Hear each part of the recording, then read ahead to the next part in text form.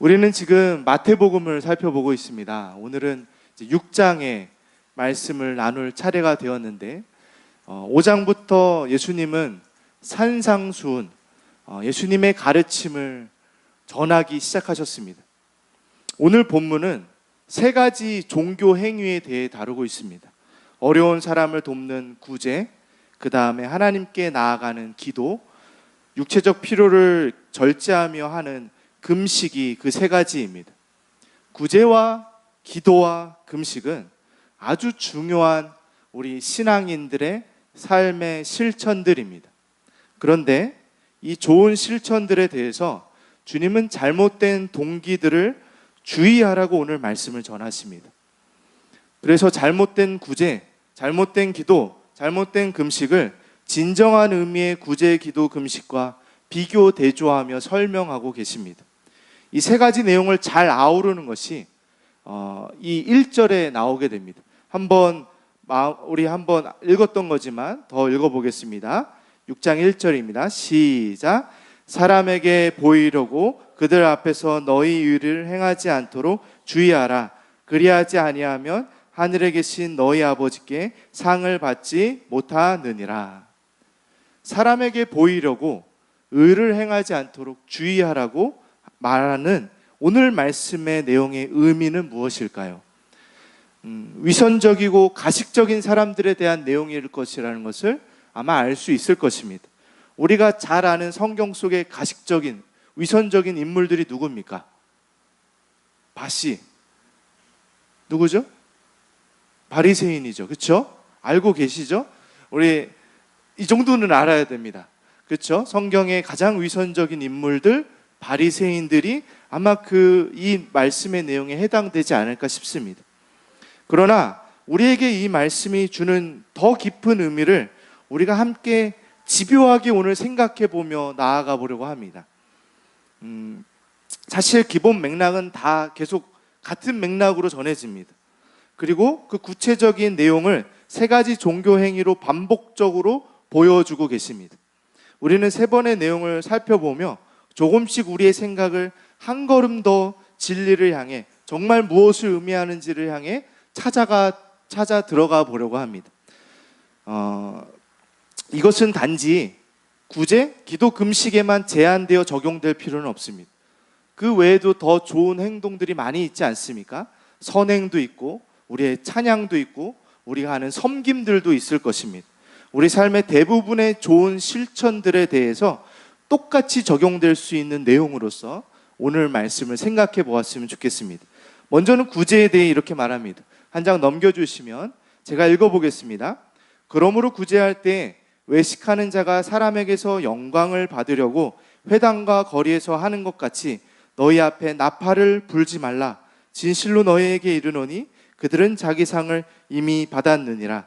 너는 구제할 때 오른손이 하는 것을 왼손이 모르게 하여 내 구제함을 은밀하게 하라. 은밀한 중에 보시는 너희 아버지께서 갚으시리라. 이 말씀의 의미는 구제하며 생색 좀 내지 마라 라는 내용이겠죠. 사람들의 칭찬을 너가 그렇게 해서 받았다면 이미 그 구제로 말미암은 상은 넌 다 받은 거나 마찬가지야 라고 하는 내용입니다. 그래서 아무도 모르게 구제하라고 예수님은 말씀하고 계십니다. 그런데 이 말씀을 준비하며 저에게 딜레마가 있었습니다. 구제를 아예 하지 않는 것과 공개적으로 떠벌리며 구제를 하는 것, 무엇이 더 나은 거지라는 질문이었습니다. 여러분들은 어떻게 생각하십니까? 구제를 전혀 안 하니 떠벌릴 것이 없는 인생이 하나 있고, 구제는 많이 하는데 좀 자꾸 티내는 사람이 있어요. 누가 더 성숙한 것입니까? 한번 생각해 보십시오. 그리고 만약에 저는 설교자로서 이런 고민이 있었습니다. 이 말씀을 듣는 우리에게 이 말씀이 별 의미가 없으면 어떡하지? 라는 고민이었습니다. 만약에 이 자리에 구제를 전혀 하지 않는 사람이 앉아있다고 생각해 보십시오. 그렇다면 구제를 전혀 하지 않는 사람에게 이 말씀이 의미가 있을까요? 나는 떠벌리며 생색내며 구제 같은 거 안 해. 나는 그런 식의 자기만족의 그 남을 돕는 행위 따위는 안 하니까 오늘 말씀은 나에 관한 말씀이 아니야 라고 생각할 수 있지 않을까요? 절대 외식할 일도 없고 교만하여질 생색낼 선행도 없기 때문이겠죠. 아니면 만약에 우리 앞에 구제의 일을 전혀 안 하는 것처럼 보이는 사람이 앞에 있다면 그 사람은 어쩌면 이 말씀을 너무 잘 지켜서 정말 아무도 모르게, 와이프도 모르고 남편도 모르게 구제를 하고 있는 말씀에 완전히 일치된 성화를 이룬 존재이기 때문에 우리가 알지 못하는 걸 수도 있겠죠. 근데 그런 사람에겐 또한 이 말씀이 별 의미가 없겠죠. 원래 그렇게 살고 있으니까요. 그러나 말씀은 언제나 누구에게나 우리 모두에게 하나님이 하시는 생명의 말씀이 되어 나타나고 있다는 것을 생각해 보아야 합니다. 먼저는 이 말씀은 우리에게 구제와 기도와 금식에 대한 면책권을 주는 말씀으로 받아들여져서는 안 될 것입니다. 괜한 일을 해서 내 자랑을 삼으면 다 쓸모없다 하셨어. 그러니 억지로 구제하고 기도하고 금식할 이유는 없어 라고 생각하는 것이 바로 우리의 죄입니다. 우리는 핑계를 만드는데 아주 능숙합니다. 심지어 말씀도 우리 삶에 대한 핑계로서 자꾸 들여다 써먹기 좋습니다. 능숙하게 거의 본능적으로 우리는 핑계하며 살아갑니다. 이거 봐, 착한 일 해 뭐해, 다 필요 없다고 했어 라고 말하는 것이죠. 그러나 구제와 기도와 금식은 모두 하나님께서 우리에게 가르치시는 내용이라는 것을 우리는 기억해야 합니다. 다만 오늘 말씀은 바른 방법으로 하여야 함을, 그 중요성을 말씀하고 계신 것이죠. 자, 오늘 말씀이 이런 실천들을 하지 말라는 것이 아니라는 것까지는 그렇게 어려운 이야기가 아닐지 모르겠습니다. 좀 더 생각해 보았으면 좋겠습니다. 두 번째, 기도입니다. 이렇게 말씀하십니다. 또 제가 읽어보겠습니다. 눈으로 따라 읽어주시죠. 또 너희는 기도할 때 외식하는 자와 같이 하지 말라. 그들은 사람에게 보이려고 회당과 큰 거리의 어귀에 서서 기도하기를 좋아하느니라. 내가 진실로 너희에게 이르노니 그들은 자기 상을 이미 받았느니라. 너는 기도할 때 내 골방에 들어가 문을 닫고 은밀한 중에 보시는 내 아버지께서 갚으시리라. 기도할 때 이방인과 같이 중언부언하지 말라. 그들은 말을 많이 하여야 들으실 줄 생각하느니라. 그러므로 그들을 본받지 말라. 구하기 전에 너희에게 있어야 할 것을 하나님 너희 아버지께서 아시느니라. 종교행위 자체가 문제가 아니라는 것을 확인했습니다. 구제와 기도와 금식은 문제라기보다는 권면할 만한 일이며, 꼭 해야만 하는 일입니다. 기도하는 모습을 보이기 위해 사람들이 많은 곳을 일부러 찾아가 티를 팍팍 내면서 기도하는 사람들은 이미 상을 받았다라고 예수님은 말씀하십니다. 그리고 중언부언 기도하는 사람, 했던 말 또 하고 또 하고 하면서 의미 없는 말의 반복으로 기도하는 사람들을 본받지 말라고 말씀하십니다. 오히려 은밀한 중에 골방에 들어가 기도하라고 말씀하십니다. 그러면 우리 종교 행위가 문제가 아니라 보이기 위해 하는 것이 문제인 것 같습니다. 그런데 또 한 번 저는 고민하게 됩니다. 성경에선 본을 보이라고 하지 않았나요? 디모데전서 1장 16절에 보면 오직 말과 행실과 사랑과 믿음과 정절에 있어서 믿는 자에게 본이 되어라고 권면하고 있습니다. 본을 보이는 것은 보여지는 것이 아닌가요? 저는 저희 돌봄교회가 드리는 함예가 아이들을 향해 본이 되는 예배가 되기를 기대하고 있습니다. 아이들이 부모와 이모와 삼촌들이 전심으로 예배드리는 모습을 통해 배웠으면 좋겠습니다. 그런데 그렇게 예배한다면, 그렇게 기도한다면 오늘 말씀에 근거해 잘못된 것일까요? 돌봄교회는 비슷한 나이대들이 많이 모여 있습니다.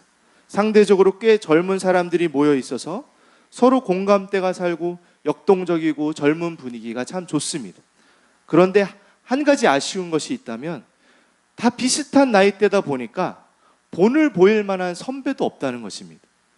또 우리가 본을 보이며 책임져야 할 후배도 별로 없습니다. 그래서 자칫하면 다 같이 하향평준화 되기도 쉽습니다. 오늘 말씀에서처럼 보이기 위해 하는 행동엔 분명 무언가 문제가 있습니다. 그것은 그 자체의 의미보다는 다른 이의 평가의 중심이 있기 때문입니다. 구제 자체의 의미가 있잖아요.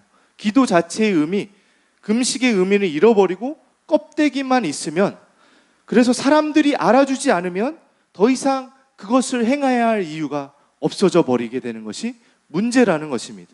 그래서 사람들 앞에서 티내면서 기도하는 사람들은 골방에서는 절대로 기도할 이유가 없습니다. 즉, 단순히 보여지는 것 자체를 문제 삼는 것이 아니라는 것을 기억하셨으면 좋겠습니다. 오히려 보여지는 것이 더 귀한 것일 때도 있을 것입니다. 남에게 들통나지 않아야 하는 것이 본질이 되면 그것도 이상한 것입니다. 어떻게 그것이 본질이겠습니까? 그렇죠? 그것이 아니라는 것을 생각하셨으면 좋겠습니다. 본을 보인다는 것과 보이기 위해 하는 행동은 차이가 있습니다. 보여지는 것과 보이기 위한 것의 차이입니다.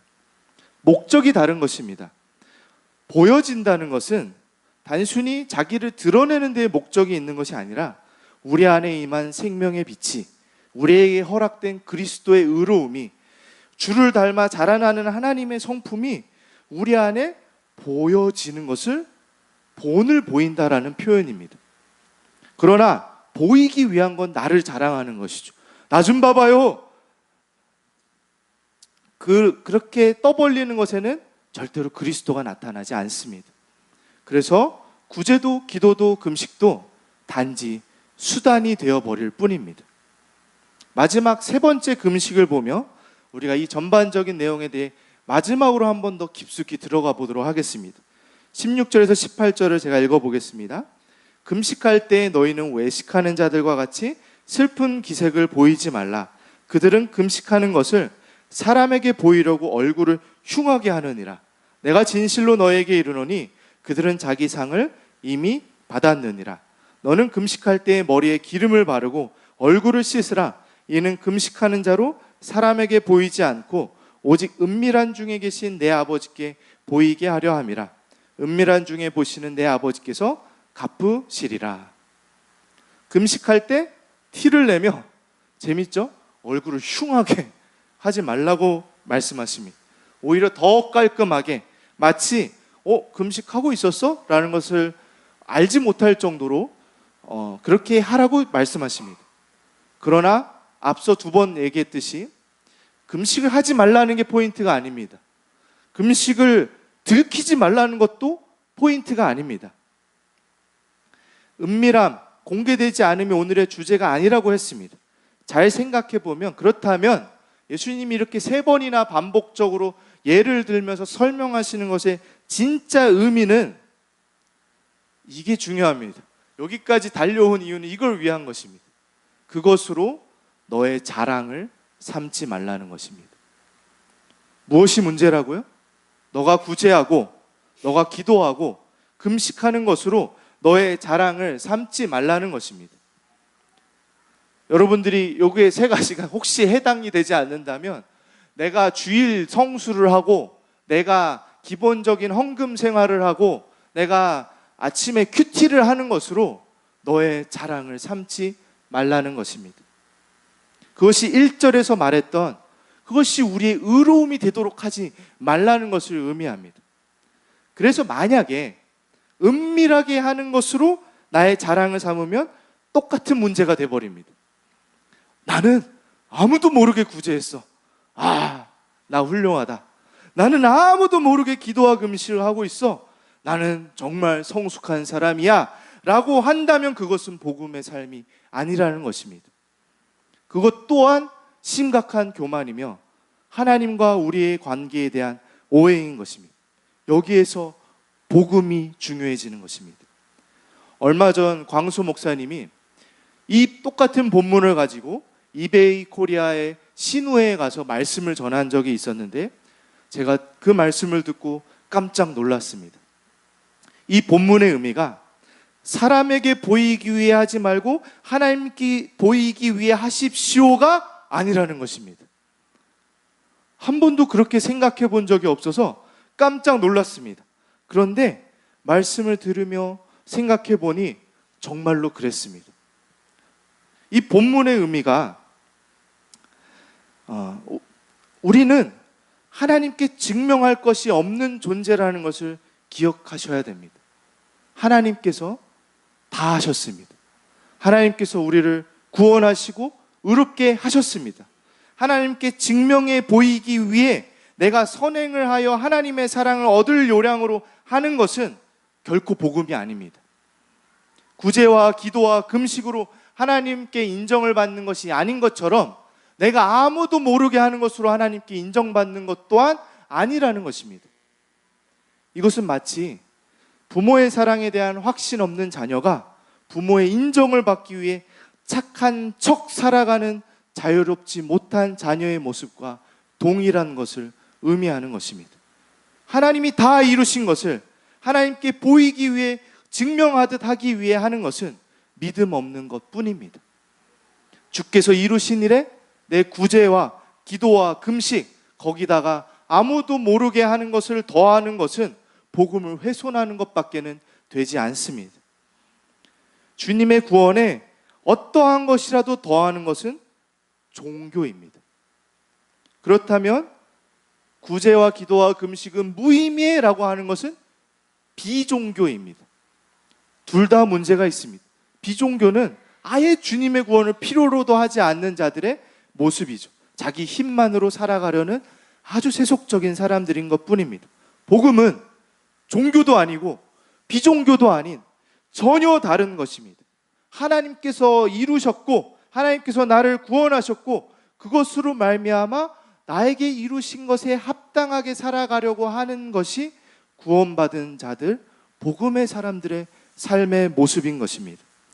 우리는 종교라고 하면 아마 그렇게 생각하실 겁니다.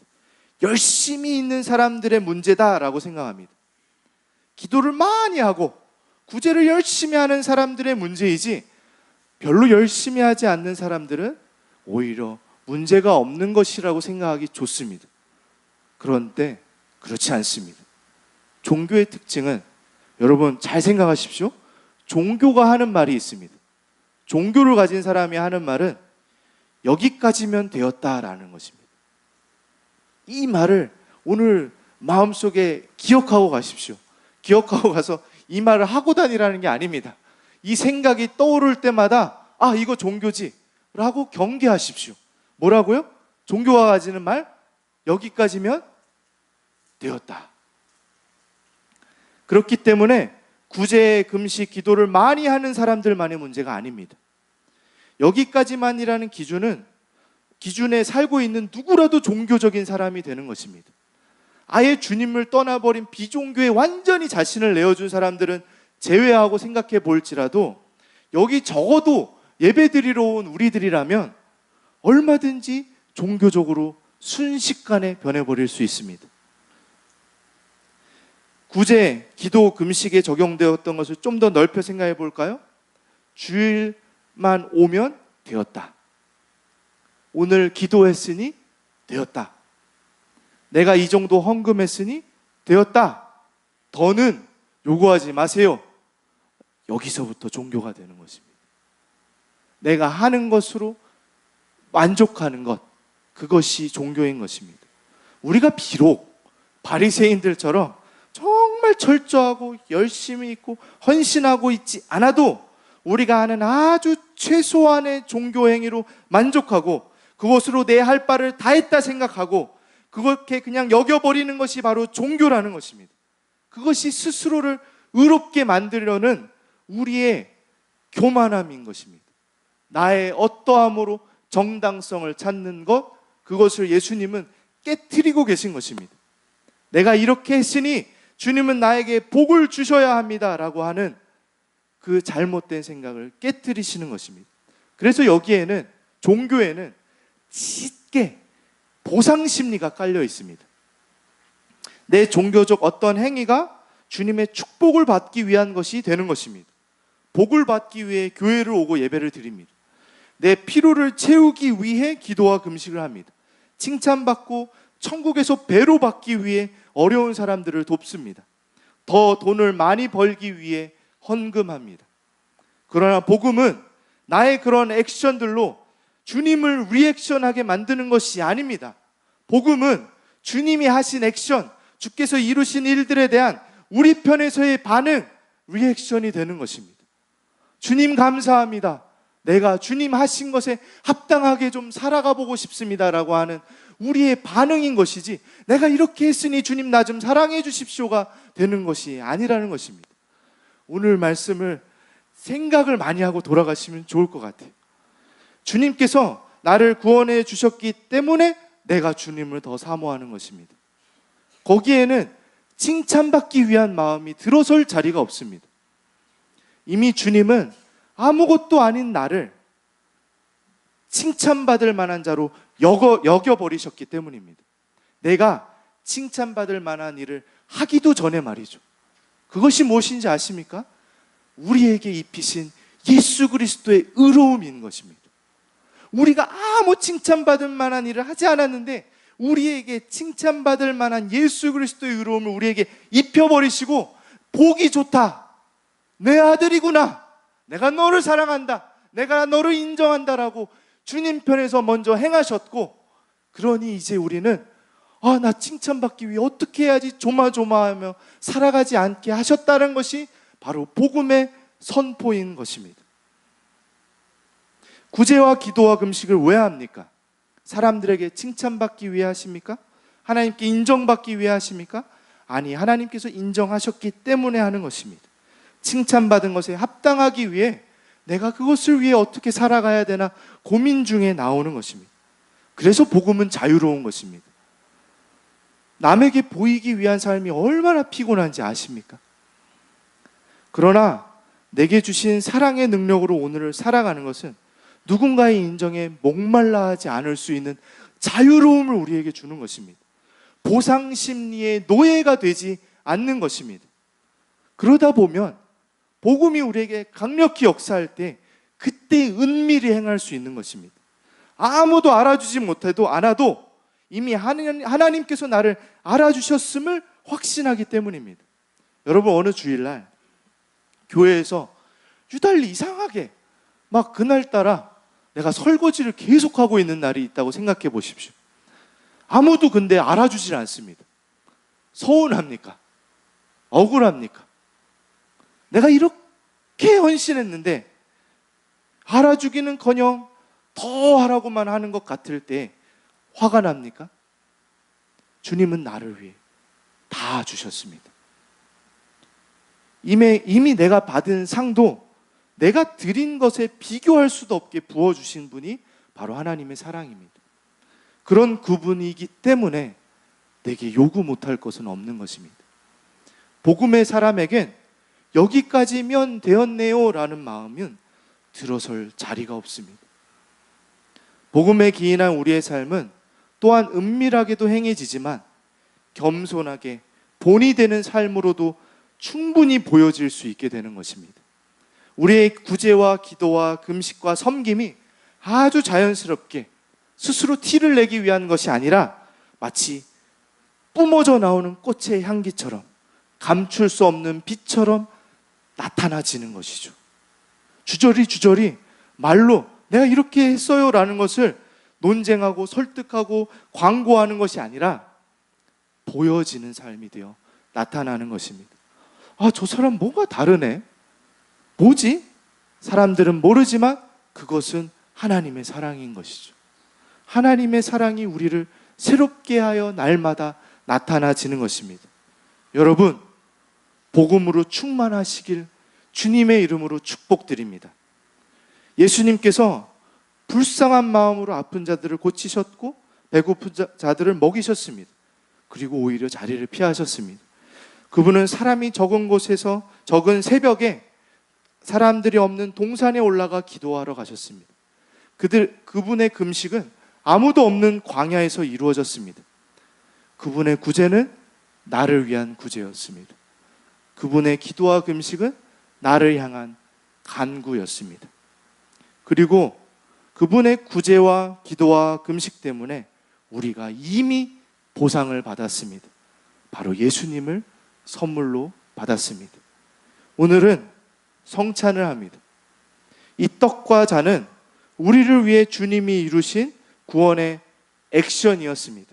그리고 주님은 우리에게 이 떡과 잔을 취함으로 리액션 하기를 바랐습니다. 여러분, 이 떡과 잔을 먹고 마실 때 주님의 사랑에 반응하십시오. 그리하여 누구에게 보이기 위한 것이 아닌 참된 구제와 기도와 금식이 우리 돌봄교회 성도님들의 삶에 마치 생명은 발하여지고 빛은 빛나고 꽃은 향기를 내듯 복음이 나타나지는 삶으로서 살아가시는 저와 여러분들 되었으면 좋겠습니다.